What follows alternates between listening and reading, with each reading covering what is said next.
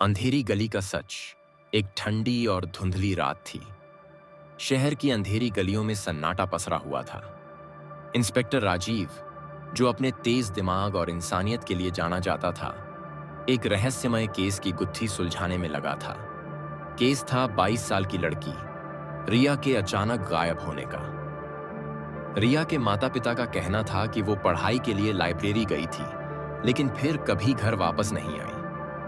उसके गायब होने की कोई गवाही नहीं थी, बस लाइब्रेरी से उसके घर तक का रास्ता, जो एक सुनसान और डरावनी गली से होकर गुजरता था। राजीव ने अपनी तहकीकात शुरू की। गली के आसपास के लोगों से पूछताछ की, लेकिन कोई भी कुछ बोलने को तैयार नहीं था।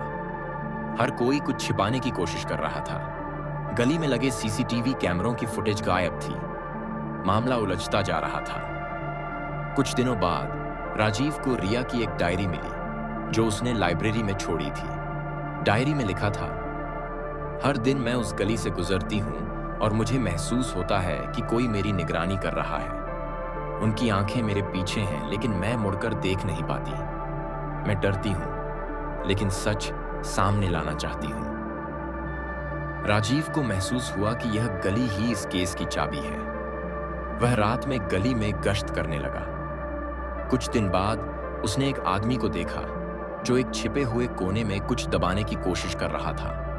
राजीव ने उसे रंगे हाथों पकड़ लिया। उस आदमी का नाम विक्रम था। वह गली में रहने वाला एक मानसिक रूप से बीमार व्यक्ति था। पूछताछ के दौरान विक्रम ने कबूल किया कि उसने रिया का पीछा किया था और उसे गली में खींच लिया था, लेकिन सच और गहरा था। रिया जिंदा थी, लेकिन उसे एक खुफिया तहखाने में बंद कर दिया गया था। विक्रम के अनुसार वह रिया से प्यार करता था और उसे दुनिया की बुराइयों से बचाना चाहता था। राजीव ने विक्रम के ठिकाने पर छापा मारा और रिया को बचा लिया। रिया ने आंसू भरी आंखों से राजीव को धन्यवाद दिया।